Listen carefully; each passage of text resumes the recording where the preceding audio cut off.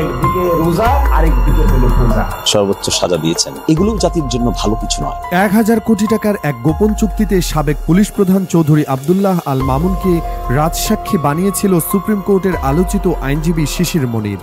এই খবর শোনার পর যে কোনো মানুষেরই পায়ের তলার মাটি সরে যেতে পারে, কিন্তু আদালত পাড়ার বাতাসে এখন এই গুঞ্জনেই ভাসছে।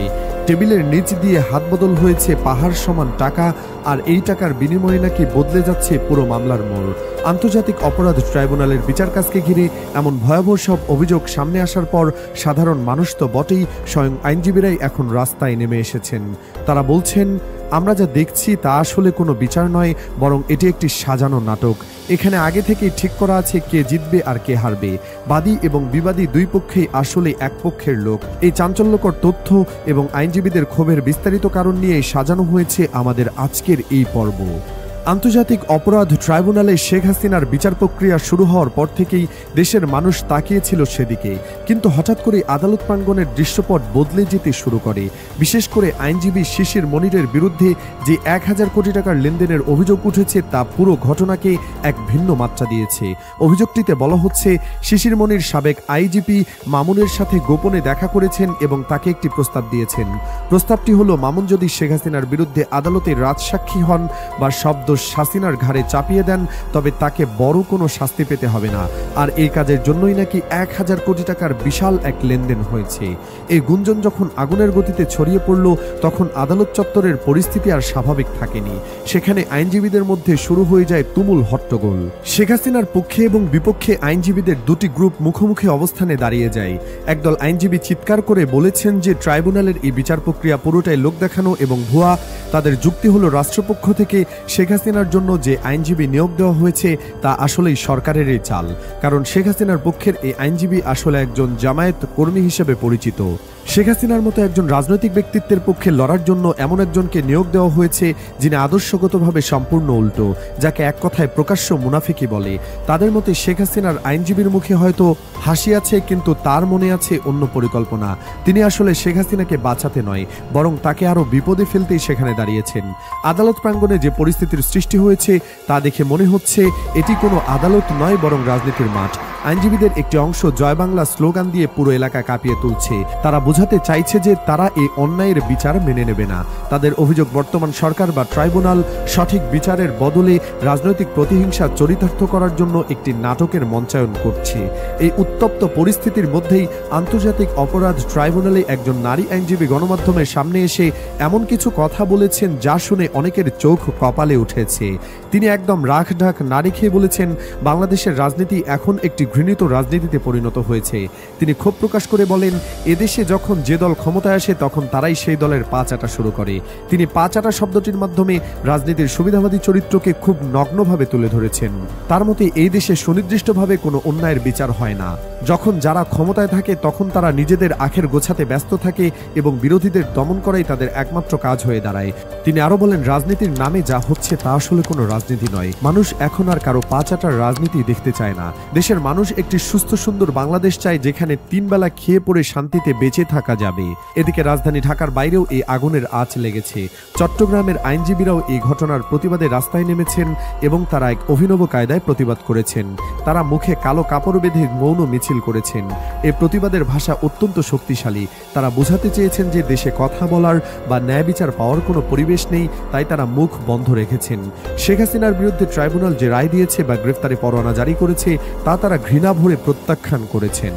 তাদের মতে অভিযুক্তরা পলাতক থাকায় তারা নিজেদের পছন্দ মতো আইনজীবী নিয়োগ করতে পারেনি, আর সেই সুযোগে ট্রাইব্যুনাল একতরফাভাবে তার রায় ঘোষণা করেছে বা বিচার কাজ চালাচ্ছে। তারা অভিযোগ করেন, শেখ হাসিনার পক্ষে লড়ার জন্য কোনো আইনজীবী নিয়োগ দেওয়া হয়নি বা কাউকে দাঁড়াতে দেওয়া হয়নি, ফলে এটি একটি একপাক্ষিক বিচারে পরিণত হয়েছে। এই পুরো ঘটনার মধ্যে আরেকটি বিষয় বেশ আলোচনার জন্ম দিয়েছে, আর তা হলো আওয়ামী লীগের সাধারণ সম্পাদক ওবায়দুল কাদেরের হুঁশিয়ারি। তিনি আত্মগোপনে থেকেই বা আগের কোনো রেকর্ড করা বার্তার মাধ্যমে বিচারকদের সতর্ক করে দিয়েছেন। তিনি বলেছেন, বিচারপতিদের বিচার একদিন জনতার আদালতে হবে। যারা আজ বিচারকের আসনে বসে রায় দিচ্ছেন তাদের প্রস্তুত থাকার আহ্বান জানিয়েছেন তিনি। তার এই বক্তব্য থেকে স্পষ্ট বোঝা যায় যে আওয়ামী লীগ এই বিচার প্রক্রিয়াকে সহজভাবে নিচ্ছে না এবং ভবিষ্যতে এই প্রতিশোধ নেওয়ার ইঙ্গিত দেওয়া হচ্ছে। ওবায়দুল কাদের বলেছেন, শেখ মুজিব এবং শেখ হাসিনা অনেককে ক্ষমা করেছেন, কিন্তু আর কাউকে ক্ষমা করা হবে না। তার এই বক্তব্য বর্তমান সরকার এবং বিচারকদের জন্য সরাসরি হুমকি হিসেবেই দেখছেন অনেকে। এখন প্রশ্ন হলো, সাধারণ মানুষ এই নাটকীয় পরিস্থিতিকে কিভাবে দেখছে? আদালত প্রাঙ্গণে উপস্থিত একজন সাধারণ মানুষের কথায় উঠে এসেছে জনমনের আসল চিত্র। তিনি বলেছেন, এখন আর কোনো পা চাটার সময় নাই। দেশের পরিস্থিতি খুব খারাপ এবং মানুষ কষ্টে আছে। ডক্টর ইউনূস বা বর্তমান সরকার কোথায় যাচ্ছে তা নিয়ে সাধারণ মানুষের মধ্যে ধোঁয়াশা কাজ করছে। অটোরিকশা চালক বা দিনমজুর শ্রেণীর মানুষরা রাজনীতির এই জটিল সমীকরণ বুঝতে চায় না। তারা শুধু শান্তিতে দুবেলা দুমুঠো ভাত খেয়ে বাঁচতে চায়। কিন্তু রাজনীতিকদের এই কামড়াকামড়ি এবং বিচারের নামে প্রহসন তাদের জীবনকে আরো বিষিয়ে তুলেছে। তারা দেখছে নেতারা হাজার হাজার কোটি টাকার চুক্তি করছে আর সাধারণ মানুষ দ্রব্যমূল্যের ঊর্ধ্বগতিতে পিষ্ট হচ্ছে। শিশির মনির এবং আইজিপি মামুনের এই কথিত চুক্তির বিষয়টি যদি প্রমাণ হয় তবে তা হবে বর্তমান অন্তর্বর্তীকালীন সরকারের জন্য বড় ধরনের এক ধাক্কা। কারণ এই সরকার ক্ষমতায় এসেছে স্বচ্ছতা এবং ন্যায় বিচারের প্রতিশ্রুতি দিয়ে। এখন তাদের নাকের ডগাতেই যদি এমন অনৈতিক লেনদেন হয় তবে তাদের গ্রহণযোগ্যতা শূন্যের কোঠায় নেমে আসবে। অভিযোগকারীরা বলেছেন, শিশির মনির এবং তার সহযোগীরা নিজেরাই বিচারক এবং নিজেরাই আইনজীবী সেজে বসে আছেন।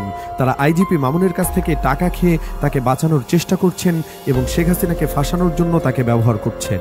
এটি একটি মাফিয়া স্টাইলের অপারেশন বলে মনে করেছেন অনেকেই, যেখানে অর্থের বিনিময়ে সত্যকে মিথ্যা এবং মিথ্যাকে সত্য বানানো হয়। ট্রাইব্যুনালের ভেতরের খবর অনুযায়ী অনেক অভিযুক্তই এখন পলাতক। তাদের অনুপস্থিতিতে বিচার কাজ চালানো কতটা যৌক্তিক তা নিয়ে আইনজ্ঞদের মধ্যে দ্বিমত রয়েছে। এই পরিস্থিতিতে আন্তর্জাতিক অপরাধ ট্রাইব্যুনালের বিশ্বাসযোগ্যতা ফিরিয়ে আনার জরুরি প্রয়োজন হয়ে পড়েছে। যদি সত্যি শিশির মনিরের মতো আইনজীবীরা অনৈতিক লেনদেনের সাথে জড়িত থাকেন তবে তাদের বিরুদ্ধে কঠোর ব্যবস্থা নেওয়া উচিত। কারণ বিচারকের আসনে বা আইনজীবীর পোশাকে যদি অপরাধীরা বসে থাকে তবে সাধারণ মানুষ কোথায় গিয়ে দাঁড়াবে? 1000 কোটি টাকা কোনো সামান্য অঙ্ক নয়।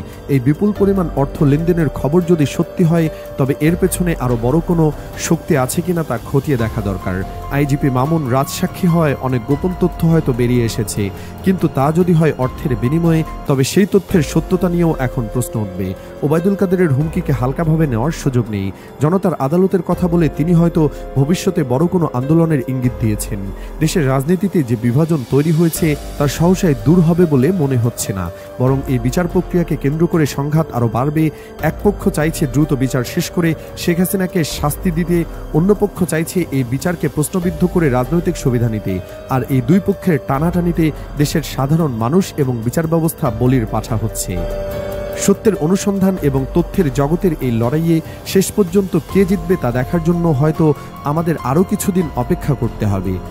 তবে জনগণ সবকিছুই দেখছে এবং বুঝছে। তাদের চোখকে ফাঁকি দেওয়া বা ধুলো দেওয়া এখন আর এত সহজ নয়। 1000 কোটি টাকার এই গল্পের শেষ কোথায় তা জানার আগ্রহ এখন সবার।